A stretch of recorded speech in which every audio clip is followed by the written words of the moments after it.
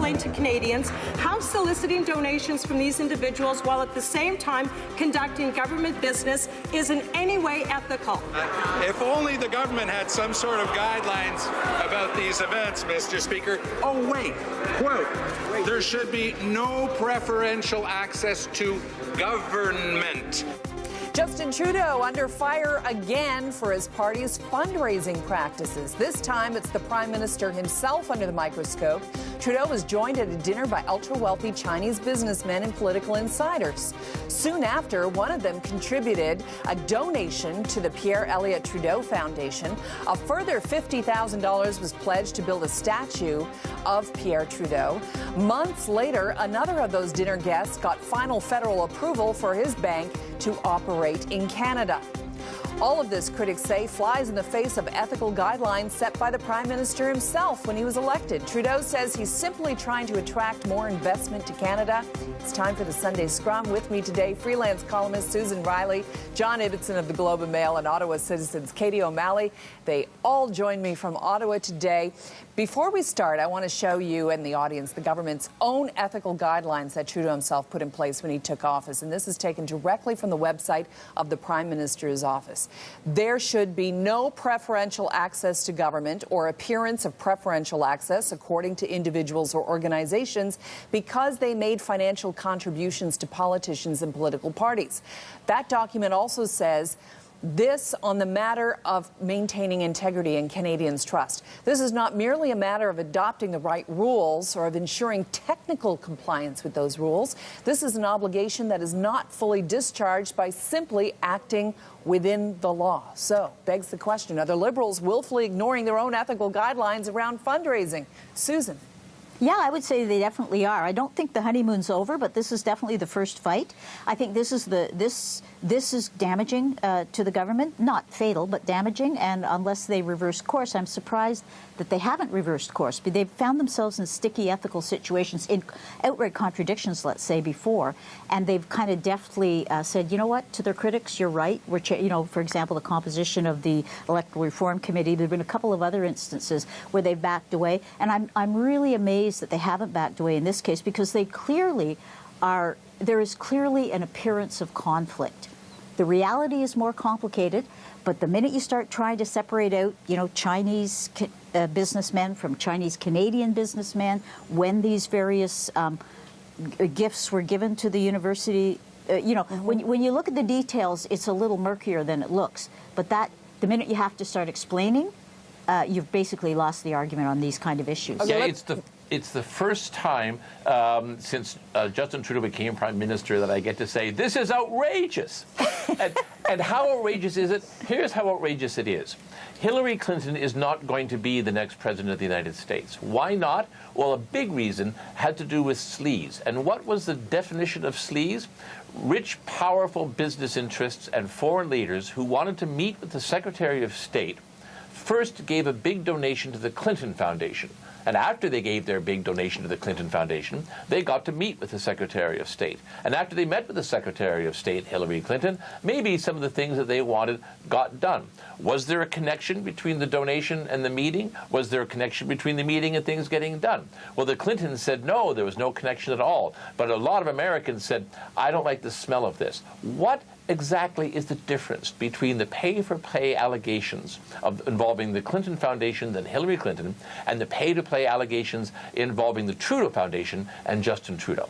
I think that one of the differences is that Justin Trudeau himself is not being enriched in any way. The Clintons weren't enriched. It went to the Clinton Foundation. It went to help, children in Africa. It wasn't that they made money. It was that the foundation took that money, just as the Pierre Elliott Trudeau Foundation did. This just affirms my original point that, I feel like there's a fairly large difference between the Clinton Foundation and the Trudeau Foundation in terms of administration, in terms of operation, in terms of really everything other than the fact that they're both a name with foundation after it. That said, I completely agree that it's outrageous. I'm more concerned, if we're going to, rank our priorities, with the outright donations to the party or to an EDA or to the politicians themselves in some capacity than I am through that funnel. But that said, those are legitimate concerns. And as Susan said, it's kind of astonishing that the Liberals haven't acknowledged that and done something. I personally think it's pretty clear ethical guidelines run out of PCO and administered by the Prime Minister aren't the answer here. What they've actually got to do is change the law. They have to tighten up the finance rules, either cap donations, require more disclosure, do something to address this, but I don't think guidelines are enough at this point. I think they've got to be actual legal changes. Let me drill down and play a little bit of devil's advocate here with one example. One of the people there on May 19th was Schengen Jian, who, as the Globe and Mail reported, was waiting for final approval from the Canadian government to set up the bank Wealth One.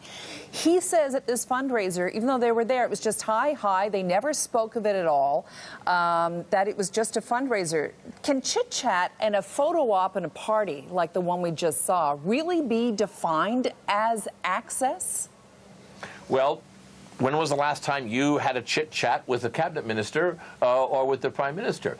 Look, everyone recognizes that there's no direct correlation, i.e. you give me my party money and I'll give you permission to open a bank. It has to do with people getting to know each other. It has to do with people feeling comfortable with each other. It has to do with people being able to pick up the phone and call somebody's assistant and have a chat. It's not direct.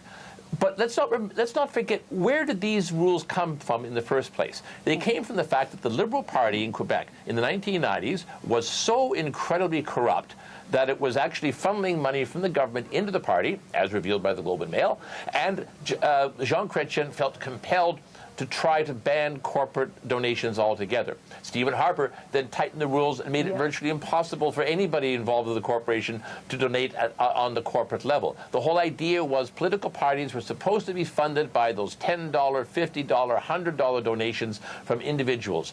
That's what the system is supposed to do. Somehow, miraculously, the Liberal Party, because it's in their genes, has found a way, once again, to grease the skids with corporate donations disguised as individuals attending a cocktail party.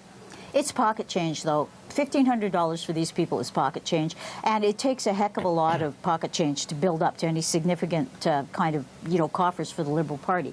I think that's part of the problem, but I think the real issue is the notion that Mr. Trudeau and other cabinet ministers get together with these people and it's all off the record.